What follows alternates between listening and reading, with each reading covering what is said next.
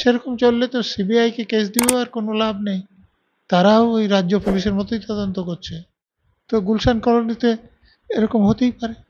তা উনি বলেছেন যে লজ্জায় অন্য কেউ হলে চলে যেত, তার কোনো লজ্জাবোধ নাই, সেই জন্য তিনি চলে যাননি। লজ্জা থাকলে তো তিনি যাবেন, লজ্জাবোধ নাই, তিনি যাওয়ার দরকারও মনে করেননি।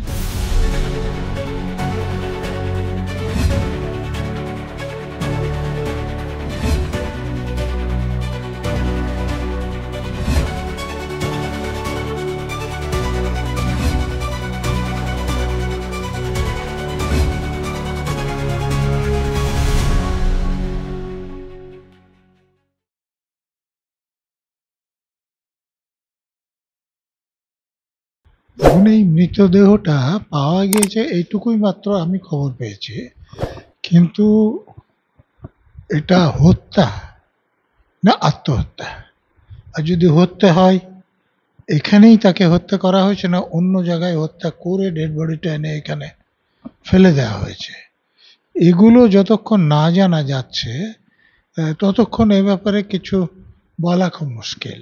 তবে যা ঘটেছে, একটা বিশ্ববিদ্যালয়ের মধ্যে যে ঝিল আছে সেখানে ডেড বডি পড়ে আছে এবং সেটা যাদবপুর ইউনিভার্সিটির ছাত্রীর, তো সেটা তো একটু ভালোভাবে খোঁজ খবর নেওয়া দরকার এবং ইউনিভার্সিটি কর্তৃপক্ষ যারা আছেন তাদেরও দেখা দরকার যে এই যে ছাত্রীরা, আমি জানি না এই ছাত্রটি কোনো হোস্টেলে থাকতেন না কোনো ডে স্কলার, মানে দিনে আসতেন পড়াশোনা করে চলে যেতেন, সেগুলো জানলে আরও পরিষ্কারভাবে বোঝা যাবে। তবে যাই হোক, ঘটনাটা খুবই আতঙ্কজনক যে আমরা তো ছেলে মেয়েকে কলেজে পাঠাই যে সেই প্রতিষ্ঠানের উপর ভরসা করে, আর যাদবপুর ইউনিভার্সিটি এবারও দেখুন স্টেট ইউনিভার্সিটিগুলোর মধ্যে 1 নম্বরে নাম আছে। তো এরকম একটা নামকরা প্রতিষ্ঠানে যদি মেয়েদের বাবা মারা পাঠিয়ে এরকমভাবে মৃত্যু হলে, সেটা হত্যাই হোক বা আত্মহত্যাই হোক, তো বাবা মারা তো আতঙ্কিত থাকবেন এবং এখানে ভর্তি করতে ভয় পাবেন। এটা প্রতিষ্ঠানের পক্ষেও ভালো নয়। মানে কোনো ভালো ছেলে মেয়ে যদি কোনো দ্বিতীয় সুযোগ পায় ইকুয়ালি গুড, তাহলে এখানে ভর্তি হবে না। কিন্তু কর্তৃপক্ষ জানিয়েছে যে তারা 2023-এর ঘটনার পর যাদবপুর ইউনিভার্সিটিতে নজরদারি বাড়িয়েছে এবং সিসিটিভি ক্যামেরাও বসিয়েছে, তারপরেও এই ধরনের ঘটনা কিভাবে ঘটতে পারে?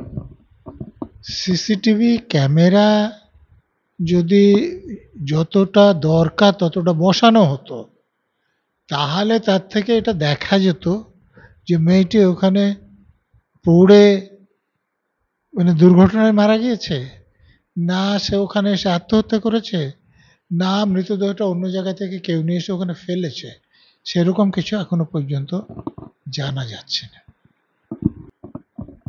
দেখুন, পুলিশের কাজ নয় শিক্ষা প্রতিষ্ঠানে নিরাপত্তা দেওয়া।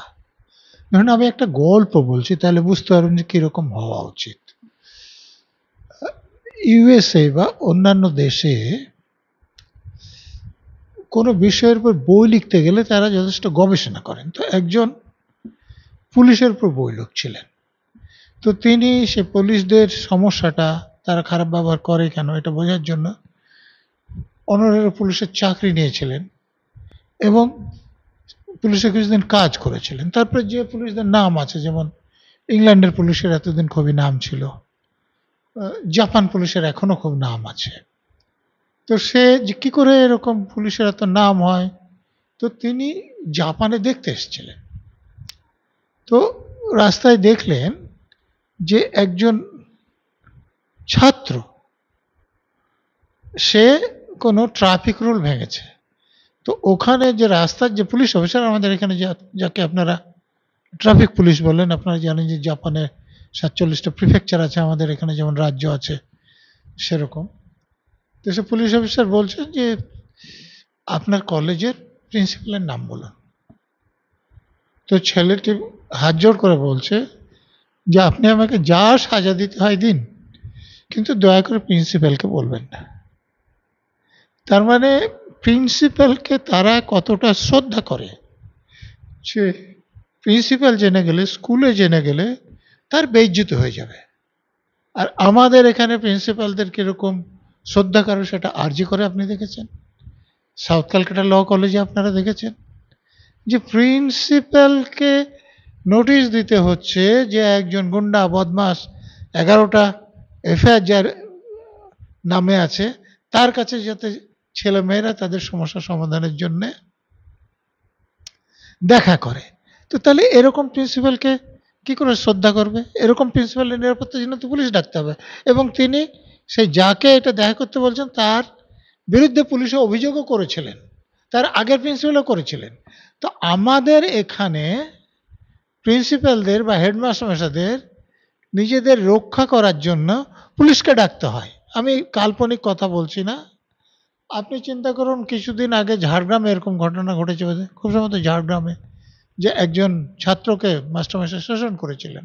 তো সে বাড়ি চলে গিয়ে একটা লোডেড আগ্নেয়াস্ত্র এনে তাড়া করে তিনি যেখানে থাকেন সেখানে পর্যন্ত চলে গিয়েছেন।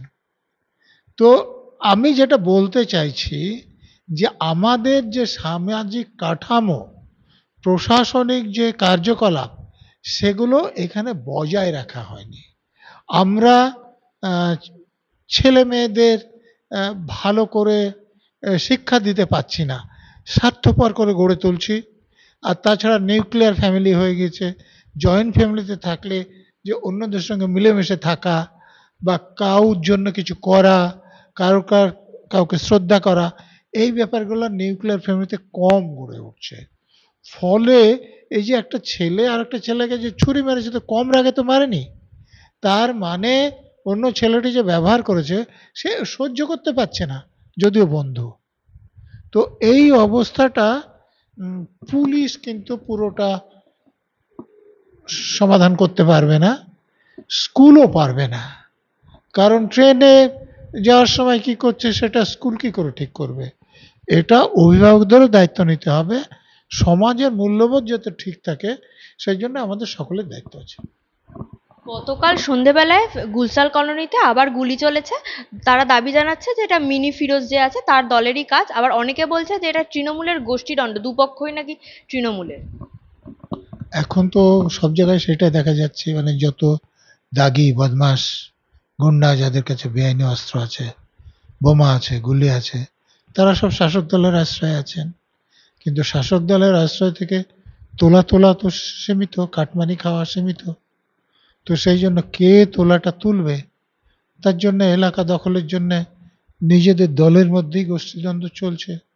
এবং এটা সেরকম আর একটা হলে আশ্চর্য হওয়ার কিছু নেই। এর আগে তো অনেক জায়গায় আমরা দেখেছি। ভাঙড়ে তো দেখলাম প্রথমে অন্য দলের উপর দোষ দেওয়া হচ্ছিল, কিন্তু দেখা যাচ্ছে যে তাকে যারা খুন করেছে তারা সকলেই তৃণমূলের লোক, এবং যিনি খুন হয়েছেন তিনিও তৃণমূল। অর্থাৎ মারছে সেও তৃণমূল, যে মরছে সেও তৃণমূল। তো গুলশান কলোনিতে এরকম হতেই পারে। প্রমাণ দিতে ব্যর্থ পুলিশ, টিএমসি কাউন্সিলর খুনের চেষ্টায় জামিন অভিযুক্ত আদিলের। আদালত সূত্রে জানা গিয়েছে, তৃণমূল কাউন্সিলর সুশান্ত ঘোষের খুনের চেষ্টার মামলায় অভিযুক্ত আদিলের বিরুদ্ধে অস্ত্র সরবরাহের অভিযোগ তুলেছিল পুলিশ। সেই ভিত্তিতে আদালতে তারা তথ্য প্রমাণও করেন, কিন্তু তারপরেও রোখা গেল না আদিলের জামিন।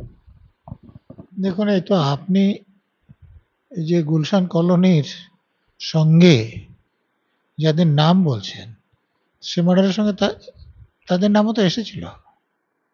তো এখন পুলিশ, দেখুন আমি একটা উদাহরণ দিচ্ছি। অনুব্রত মণ্ডলের নাম শুনেছেন?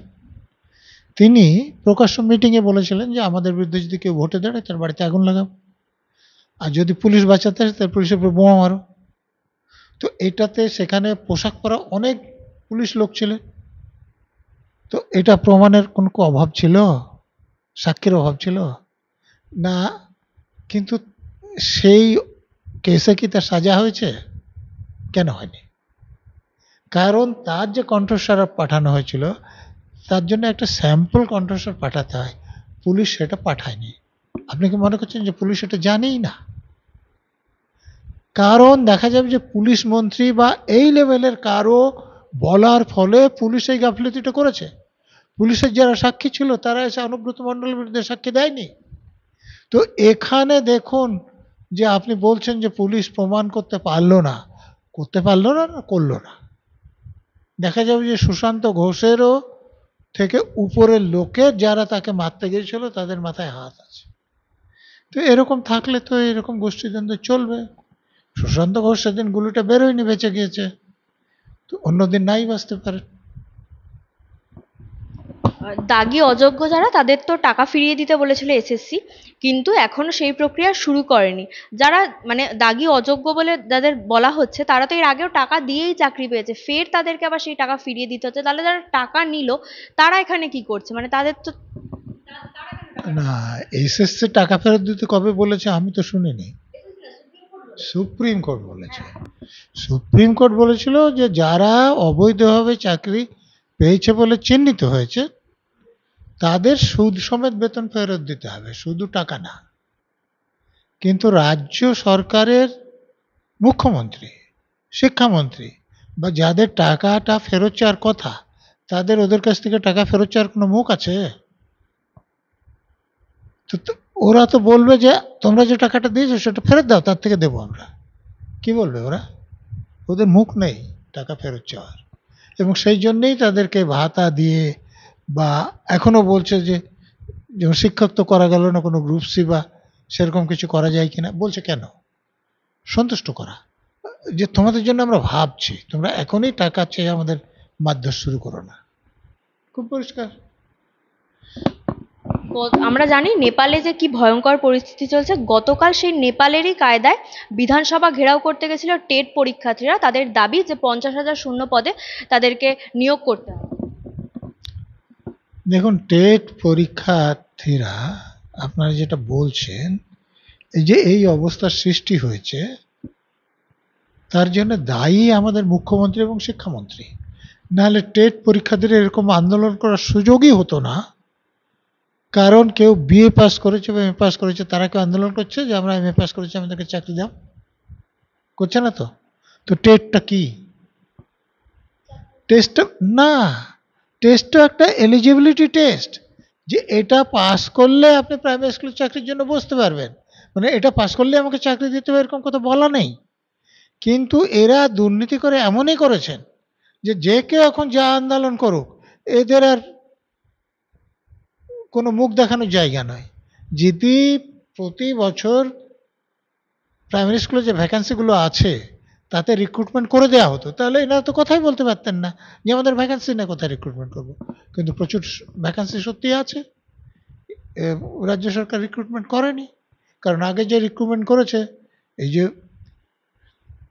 এসএলএসটিতে তো যেমন 26,000 বাতিল হয়েছে, ওখানে তো 32,000-এর বেশি আছে। বাতিল হবে কিনা সেইটাই নিয়ে হাইকোর্টে পড়ে আছে। সেই জন্য তারা করেনি, যার জন্য এই আন্দোলন হচ্ছে। পুরসভার নিয়োগ দুর্নীতির তদন্তে সিবিআইকে সময় বেঁধে দিয়েছে সুপ্রিম কোর্ট। 3 মাসের মধ্যে শেষ করতে হবে তদন্ত প্রক্রিয়া। রাজ্যের 16টি পুরসভার নিয়োগ দুর্নীতি তদন্তে সিবিআইকে সময় বেঁধে দিল। 16টির মধ্যে 15টি পুরসভার নিয়োগ দুর্নীতিতে তদন্ত শেষ বলে জানিয়েছে তদন্তকারী সংস্থা। দেখুন, এরা যদি আরজি করের মতো তদন্ত শেষ করে তাহলে তো কিছু বলার নেই, সময়ও লাগবে না। তো সত্যিকার তদন্ত হয়েছে কিনা আমারও জানা নেই। এখন আমাদের রাজ্য সরকারের শাসক দলের নেতারা এবং কেন্দ্রীয় সরকারের শাসক দলের নেতাদের মধ্যে যে সমঝোতা দেখা যাচ্ছে, সেরকম চললে তো সিবিআইকে কেস দিয়েও আর কোনো লাভ নেই। তারাও ওই রাজ্য পুলিশের মতোই তদন্ত করছে। যারা যোগ্য বলে পরীক্ষায় বসছে তারা তো সবাই চাকরি পাবে না, কারণ মেরিটের উপর ডিপেন্ড করছে। তাহলে এতদিন তারা তো চাকরি করতো, তাহলে এখন যারা চাকরি পাবে না তাদের কি হবে? সরকার তাদের নিয়ে কি করবে? সরকারি তাদের নিয়ে কিছু করার নেই। কারণ সরকার যদি যারা বৈধভাবে চাকরি পেয়েছিলেন তাদের তালিকাটা দিতেন হাইকোর্টে, এমনকি সুপ্রিম কোর্টও দিতেন, তাহলে তাদের চাকরি বাতিল হতো না। কিন্তু সরকার তাদের নাম দেননি এই জন্যে যে যদি যারা বৈধভাবে চাকরি পেয়েছে তাদের নাম দেওয়া হয়, তাহলে যারা অবৈধভাবে চাকরি পেয়েছে তাদের নামটা একদম পরিষ্কার হয়ে যায়। আর অবৈধভাবে চাকরি যারা পেয়েছে তাদের নাম যদি প্রকাশ করে দেওয়া হয়, তো তারা তো ওই গাছে বেঁধে বলবে যে আমার টাকা ফেরত দাও। আর কুন্তল ঘোষ কি বলেছিল আপনাদের মনে নেই? যে আমি তো 10% রাখি, বাকি 90% উপরের দিকে পাঠিয়ে দিই। তো উপরের দিক যাদের পাঠিয়ে দেন তাদের পিঠ বাঁচাবার জন্যই যোগ্যদের মানে বৈধভাবে যারা চাকরি পেয়েছিলেন তাদের নামের তালিকা কোর্টে দেওয়া হয়নি। তো স্বাভাবিকভাবে যারা সরকারকে টাকা দেয়নি চাকরি পেয়েছিলেন তাদের চাকরি বাঁচানোর জন্য এই সরকারের শাসক দলের নেতাদের কোনো চিন্তা ভাবনা নেই। যারা চাকরি দিয়ে টাকা পেয়েছিল তাদেরকে কিভাবে চাকরি দেবেন তাই নিয়ে তারা চিন্তিত। আমরা কিছুদিন আগে দেখেছি যে তৃণমূলের যে ছাত্র প্রতিষ্ঠা দিবস ছিল সেখানে কলকাতা বিশ্ববিদ্যালয়ের উপাচার্য তাকে একজন ছাত্র নেতা যে সেই কলেজের স্টুডেন্টও নয় অভিরূপ চক্রবর্তী সে কুকথা বলেছে, সেই কারণে শান্তা দেবী ওনাকে 5 বছরের জন্য সেন্সার করেছেন, তিনি কোনো রেজিস্ট্রেশন পাবেন না, কোনো চাকরি করতে পারবেন না 5 বছর। তার পরিবর্তে ব্রাত্যবাবু বলছেন যে ওনার এরকম চিল শকুনের মতো ব্যবহার করা উচিত হয়নি। ব্রাত্য বসুর মতো ব্যবহার করা উচিত। যে তৃণমূল করলেই চাকরি পাবে, কিভাবে পাবে, কবে পাবে, কোথায় পাবে বলবো না, তবে পেয়েছে এবং পাবে। তৃণমূল করলেই চাকরি পাবে এরকম করা উচিত না। ওই বাংলা একাডেমিতে মমতা ব্যানার্জিকে পুরস্কার দিয়ে আবার সেই পুরস্কারটা মমতা ব্যানার্জির প্রেজেন্সে হাতে করে তুলে মোসাহেবের মতো মোসাহেবি করা, এরকম করা উচিত। উনি ঠিক কাজ করেছেন। আমরা বাংলাদেশে দেখেছি বঙ্গবন্ধুর মূর্তি ভাঙতে, আর আমাদের পশ্চিমবাংলায় দেখলাম রবীন্দ্রনাথ ঠাকুরের ছবি জ্বালিয়ে দেওয়া হচ্ছে। তাহলে কোথাও গিয়ে পশ্চিমবাংলা কি দ্বিতীয় বাংলাদেশ হয়ে উঠছে? দেখুন, তৃণমূলের একজন মুখপাত্র এটা বলেছিলেন যে টিভি চ্যানেলে আমি শুনেছিলাম যে এই বিজেপির কিছু নেতা দাড়ি রাখার ফলে রবীন্দ্রনাথ যে ছবিটাকে তারা সে বিজেপি নেতা ভেবেছিলেন। তো দেখুন, কোনো রাজনৈতিক দলের কর্মীদের যদি স্ট্যান্ডার্ড এরকম হয় এবং তাদের মানে নেতারা এটা চ্যানেলে বলতে পারেন, তাহলে আমার মনে হয় সে ব্যাপারে মন্তব্য না করাই ভালো। নেপালে যে ভয়াবহ পরিস্থিতি চলছে সেখানে দুর্নীতির বিরুদ্ধে জেনজি জেনারেশন যারা আছে তারা লড়াই করছে, আন্দোলন করছে। তার ইয়েতে মমতা ব্যানার্জি বলছেন আমি উত্তরকন্যায় বসে সবটাই নজরদারি করছে, কিন্তু ওনার নিজের রাজ্যেই তো দুর্নীতি ভর্তি। ওনার নিজের রাজ্যে দুর্নীতি ভর্তি, উনি সব রকম দুর্নীতির সঙ্গে আকণ্ঠ ডুবে আছেন বলেই তো ওনার ভয় যে বাংলাদেশে যেরকম করেছে আমাকে যদি সেরকম করে দেয়, নেপালে যেরকম করেছে আমাকে যদি করে দেয়, তো ওনার তো ভয় বেশি হবে। আপনাদের আশ্চর্য লাগছে কেন? কিন্তু ওনার পক্ষে যেটা ভয় কম পাওয়ার কারণ যে এখানে রাজ্যের পুলিশের উপরেও কেন্দ্র সরকারের পুলিশ আছে, যেমন CRP, CISF, BSF, ITBP, Assam rifles, SSB. তো তারা তাকে রক্ষা করবে। এবং তারপরে আছে আমাদের দেশের খুব শক্তিশালী সেনাবাহিনী, আর্মি, নেভি, এয়ারফোর্স। অতএব আমাদের এখানে সেরকমটা করা নেপালে বা বাংলাদেশে যতটা সহজ হয়েছে ততটা সহজ নয়। আপনারা খেয়াল করবেন যে বাংলাদেশেও আর্মি শেষ পর্যন্ত হাসিনাকে সহযোগিতা করেনি, নেপালেও আর্মি যারা রাষ্ট্রপতি বা প্রধান তাদের সহযোগিতা করেনি। কিন্তু এখানে সেই রকমটা হওয়ার সম্ভাবনা কম, কারণ সেনাবাহিনী এখানে রাজ্য সরকারের অধীনে কাজ করে না, কেন্দ্রীয় সরকারের অধীনে কাজ করে। অতএব এখানে তাদের ভূমিকাটা একটু আলাদা হবে এবং আমাদের এখানে যে গণতন্ত্রের যে ভিত সেটা অনেকটা মজবুত। মমতা ব্যানার্জি বলছেন যে উনি অনেক অপমান সহ্য করে বাংলায় রয়ে গেছেন, মানে ওনার জায়গায় অন্য কেউ থাকলে লজ্জায় হয়তো চলে যেত, কিন্তু উনি যান না, কারণ উনি যদি বাংলা ছেড়ে চলে যান তাহলে বাংলাটাকে গুজরাট বানিয়ে দেওয়া হবে। হ্যাঁ, মানে উনি তো পদটা ছেড়ে যেতে পারতেন, কিন্তু পদটা ছাড়লে দেশের হইবে কি? সুকুমার রায়ের এ ব্যাপারে একটা কবিতা আছে, আপনারা পড়ে নিন। উনি এতটাই ক্ষমতালোভী যে দুর্নীতিতে এতটা ডুবে যাওয়ার পরও পদ ছাড়ছেন না, এবং উনাকে যদি কেউ টেনে হিঁচড়ে ফেলে না দেয় উনি কোনোদিনই ক্ষমতা ছাড়বেন না। অতএব উনি যে এই কথাগুলো বলছেন, একটা কথা উনি বলেছেন যে লজ্জায় অন্য কেউ হলে চলে যেত, তার কোনো লজ্জাবোধ নাই, সেই জন্য তিনি চলে যাননি। লজ্জা থাকলে তো তিনি যাবেন, লজ্জাবোধ নাই, তিনি যাওয়ার দরকারও মনে করেননি।